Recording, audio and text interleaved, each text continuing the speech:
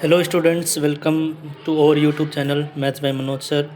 तो दोस्तों, आज की इस वीडियो में मैं आपके लिए जो आपका आज का साइंस का एग्ज़ाम है उसकी वीडियो लेकर आया हूँ। बिल्कुल डिट्टो पेपर, एक तरह से यही जो पेपर है वो आपको पेपर में देखने को मिलेगा आज के में।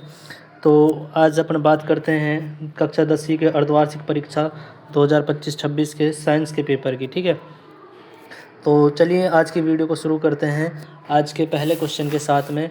पहला क्वेश्चन है, मैग्नीशियम का वायु में जलना नहीं मैग्नीशियम का वायु में जलना ये कौन सी अभिक्रिया है?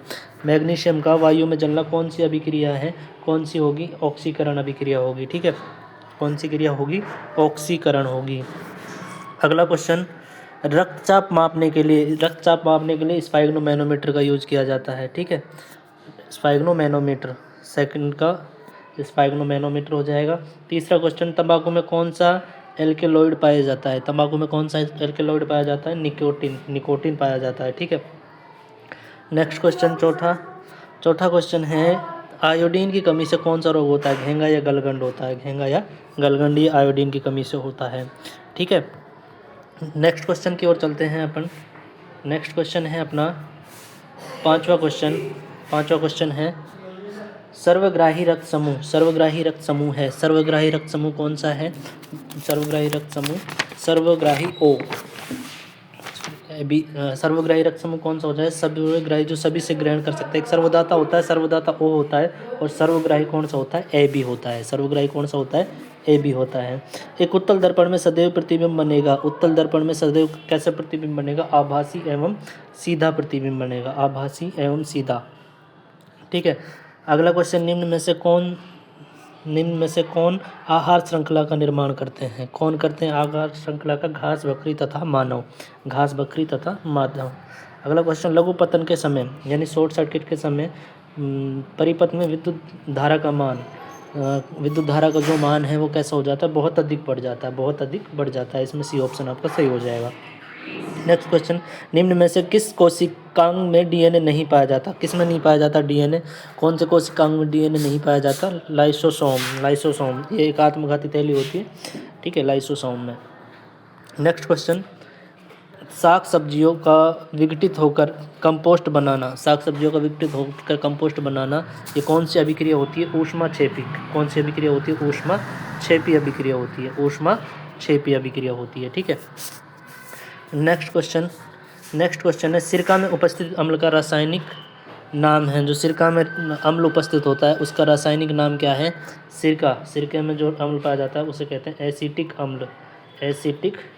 अम्ल। कौन सा अम्ल है? एसिटिक अम्ल है। ठीक है, नेक्स्ट, शुद्ध सोना कितने कैरेट का होता है? 24 कैरेट का। ये तो सभी को पता होगा। शुद्ध सोना कितने कैरेट का होता है? 24 कैरेट का होता है। ठीक है, 24 कैरेट। नेक्स्ट, कार्बन एकल बंध युक्त यौगिक कहलाते हैं। कार्बन जो एकल बंध से सिंगल बंध से बंधे होते हैं, जैसे CH3, ये CH3 सिंगल बंध से बने होते हैं, तो इनको क्या कहते हैं? एल्केन कहते हैं। क्या कहते हैं? एल्केन। जो डबल बॉन्ड से एल्काइन और एल्केलाइन, ठीक है, ट्रिपल बॉन्ड से जो बंधे होते हैं। नेक्स्ट क्वेश्चन, लार में भी एक एंजाइम होता है जिसे लार में जो एंजाइम पाया जाता है उसे कहते हैं एमाइलेज। लार में जो पाया जाता है एमाइलेज और लाइपोज, ऐसे कुछ दूसरा है ना। नेक्स्ट क्वेश्चन, प्रतिवर्ती क्रियाओं का संचालन कौन करता है? मेरुरज्जु। प्रतिवर्ती क्रियाओं का संचालन कौन करता है? मेरुरज्जु करता है। ठीक है, नेक्स्ट, मादा में अंडाशयों की संख्या होती कितने जोड़ी होते हैं? मादा में अंडाशयों की संख्या कितने जोड़ी होती है? एक जोड़ी होती है, यानी 2 होते हैं। ठीक है, मादा से अंडाशयों की संख्या कितनी होती है? 1 जोड़ी होती है। ठीक है, नेक्स्ट क्वेश्चन है अपना, कोशिका के खालिस्तान में प्रोटीन संश्लेषण के लिए एक सूचना स्रोत है। कौन है? डीएनए। जल का अपवर्तनांक कितना होता है? 1.33। जल का अपवर्तनांक कितना होता है? 1.33 होता है। ठीक है, तो अगला क्वेश्चन ये आप देख लीजिए। जो ऑप्शनल क्वेश्चन खालिस्तान क्वेश्चन थे वो मैंने करवा दिए हैं। अब अगला क्वेश्चन है, जैविक आवर्धन क्या है? उदासीन विलयन के पीएच का मान लिखिए। उदासीन जो विलयन उसके पीएच का मान कितना होता है? 7। कितना होता है, 7 होता है। ठीक है।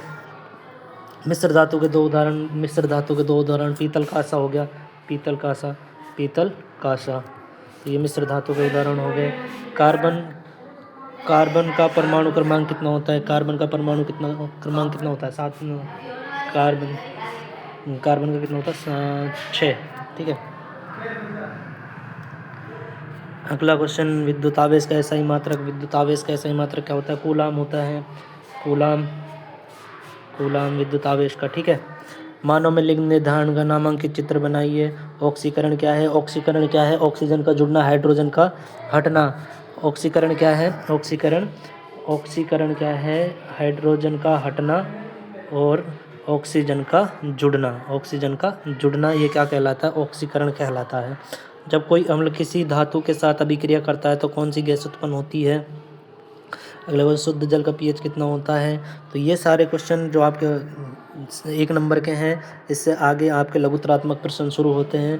पीतल एवं तांबा के बर्तन में दही एवं खट्टे पदार्थ क्यों नहीं रखने चाहिए, क्योंकि भाई ये पीतल एवं तांबा के बर्तन में अगर अपन दही एवं खट्टे पदार्थ रखते हैं तो ये इनसे अभिक्रिया करके जहरीले पदार्थ बना लेते हैं। ठीक है। कैसे पदार्थ बना लेते हैं, जहरीले। ठीक है। इसलिए इनमें दही नहीं जमाता। अपन रासायनिक गुणधर्म का आधार पर धातु एवं अधातु में विभेद कीजिए। धातु या धातु में विभेद कीजिए। तो धातु या धातु में अपन अंतर बताने अपने को, पहला क्या हो जाएगा कि इनमें तन्यता का गुण पाया जाता है, धातुओं में तन्यता का गुण पाया जाता है और अधातुओं में तन्यता का गुण नहीं पाया जाता है। ठीक है। दूसरा हो गया, दूसरा गुण कौन सा है, धातुओं में आघात वर्धनीयता का गुण पाया जाता है और अधातुओं में नहीं पाया जाता। तीसरा ये हो गया कि इनको धातुओं को पतले तार के रूप में बदल सकते हैं, जबकि अधातुओं को पतले तार के रूप में नहीं बदल सकते हैं। ठीक है। तो इस तरह से अपन इनमें अंतर लिख सकते हैं।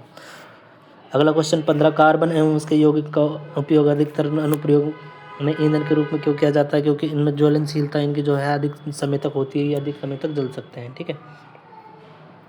पुष्प की अनुदैर्ध्य, काट का द्विखंडन बहुखंडन में किस प्रकार भिन्न है, ये कर लेना। तारे क्यों टिमटिमाते हैं। तो ये सभी क्वेश्चन आज आपको पेपर में देखने को मिलेंगे, तो आप देख लेना एक एक क्वेश्चन। ठीक है। तो आज की वीडियो में बस इतना ही। चैनल को सब्सक्राइब करें, वीडियो को लाइक करें। धन्यवाद।